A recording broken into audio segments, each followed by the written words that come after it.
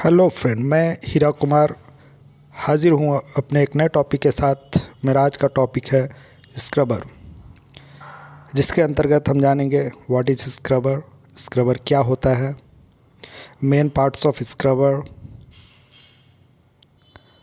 Working principle of scrubber, care and cleaning of scrubber and troubleshooting of स्टुलाई air pressure.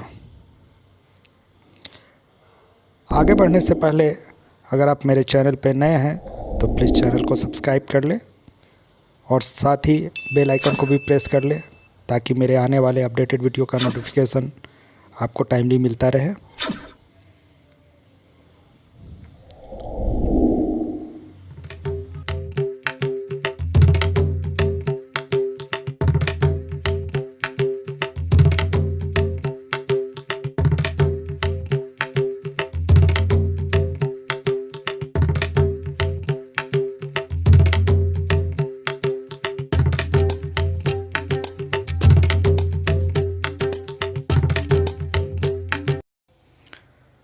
तो चलिए दोस्तों शुरू करते हैं। सबसे पहले जानते हैं और स्क्रबर होता क्या है।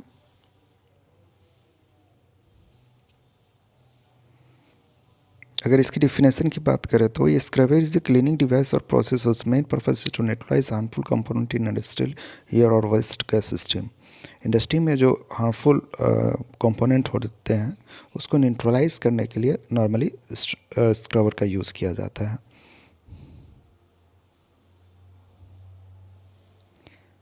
और छटापेक मशीनों में to remove peroxide from air exhausted by suction peroxide bath and aseptic chamber। aseptic chamber और peroxide bath से जो सक्शन होता है उसमें कुछ peroxide के फ्यूम्स आते हैं, उसको रिमूव करने का यह काम करता है। To remove paper dust from air coming from the septic chamber, और साथ ही कुछ पेपर डस्ट भी आते हैं सक्शन के दौरान, तो उसको भी ये निकालने का काम करता है।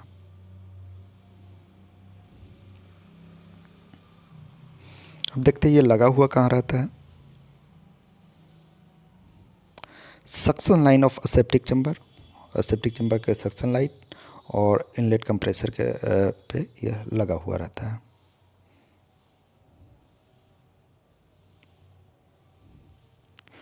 अब देखते हैं इसमें कौन कौन से पार्ट्स होते हैं। सबसे नीचे का हिस्सा लोअर सेक्शन कहलाता है। उसके मिडिल सेक्शन में इसके फिल्टर लगे होते हैं। उसके ऊपर रिटेनिंग रिंग, उसके ऊपर रिंग, ओ रिंग, फिर नोजल अपर सेक्शन में,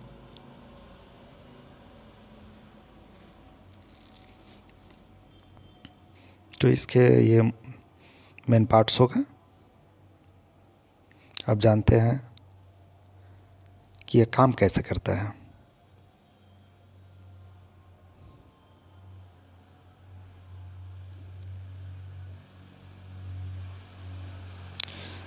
This is done by cooling the warm air with water. The peroxide, which is in a state of vapor, will then condensate and mix with water. The paper dust will stick to the water and follow it further to the water separator।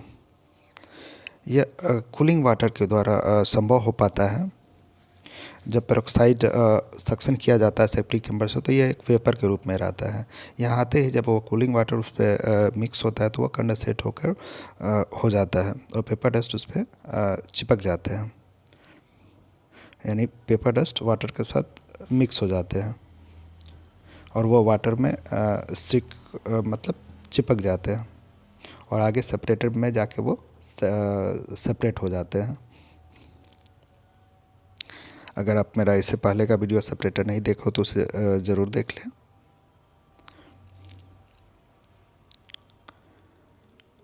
और इसके maximum cooling effect के लिए जितना अच्छा cooling रहेगा उतना ही ज़्यादा यह सेपरेशन का काम करेगा, तो उसके लिए एक नोजल प्रोवाइड किया जाता है और उसके नीचे जो कॉन्टैक्ट एरिया को बढ़ाने के लिए फ़िल्टर दिया रहता है।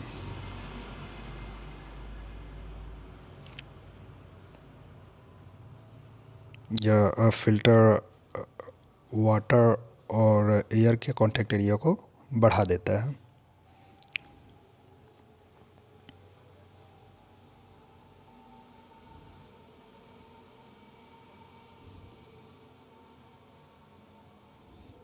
अब देखते हैं इसको कौन कौन से पार्ट्स को डिलाइम करने चाहिए और डिलाइम के लिए कौन सा केमिकल यूज़ करने चाहिए। सेपरेटर में जो जो केमिकल यूज़ कर रहे थे यहाँ भी हम लोग वही केमिकल यूज़ करते हैं, और ये आपके वाटर की क्वालिटी पे डिपेंड करता है कि आप इसका डिलाइम का टाइम स्टैंडर्डाइज कर लें। इसके लिए आप एसिटिक एसिड 20% का सॉल्यूशन ले सकते हैं, अदरवाइज नाइट्रिक एसिड 5 to 10% और साइट्रिक एसिड 20% और फॉस्फेरिक एसिड 5 to 10%।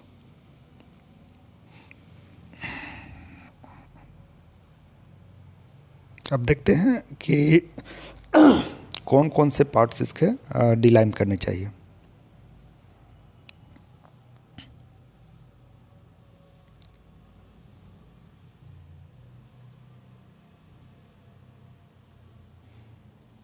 फिल्टर,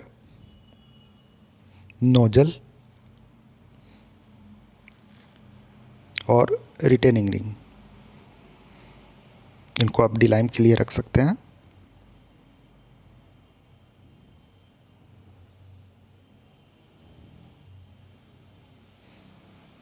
और साथ ही स्क्रबर या स्पंज और ड्राई वाटर से आप इस एरिया को क्लीन कर सकते हैं।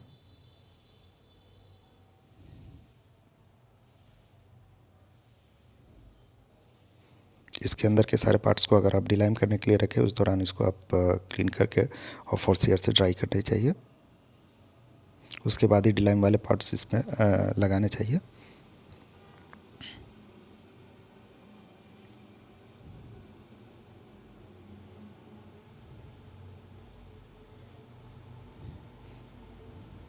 अब ये देखते हैं कि डिलाइम के बाद हमें क्या क्या मेन पॉइंट है जो चेक कर लेने चाहिए, उसके बाद ही उसको फिट करने चाहिए।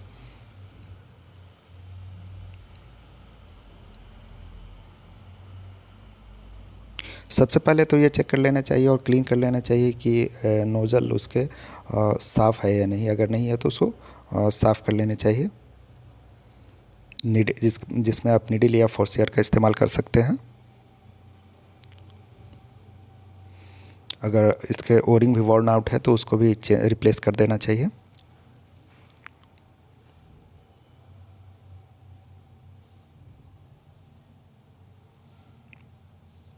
एक बार इसके फ्लो चार्ट को देखते हैं।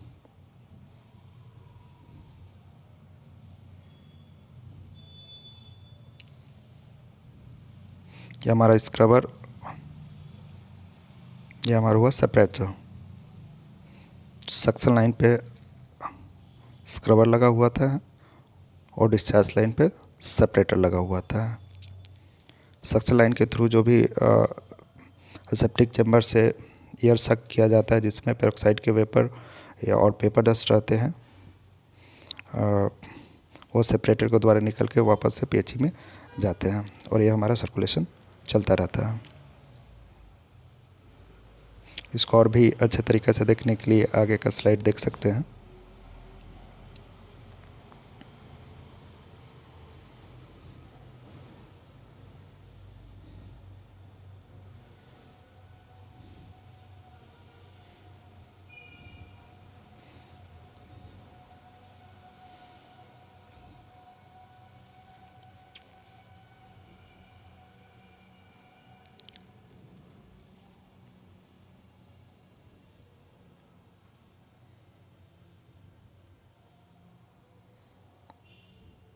चलिए इसमें कुछ क्या क्या फॉल्ट आता है उस पर थोड़ा डिस्कशन कर लेते हैं।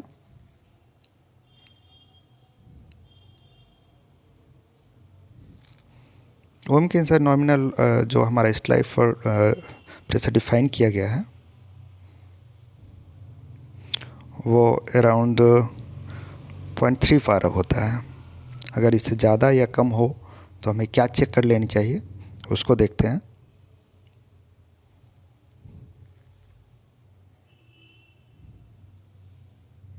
अगर हमारा स्टॉलाई एयर प्रेशर लो हो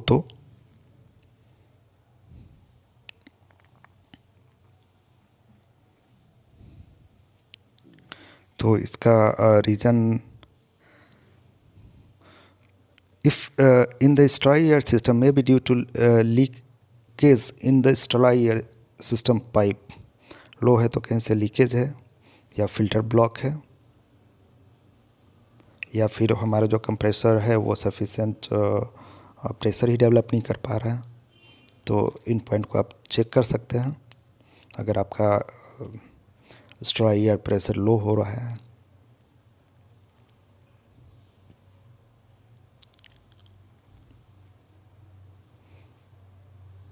कभी कभी ये भी देखने को मिलता है कि आपका स्ट्राई एयर प्रेशर हाई हो जाता है। तो इसके लिए हम लोग क्या दे सकते हैं? तो स्ट्राई ये नॉर्मली होता है कि कहीं भी आपका लाइन जो है वो ब्लॉकेज हो रहा है, इसके कारण आपका भी स्ट्राई एयर प्रेशर ज़्यादा हो जाता है।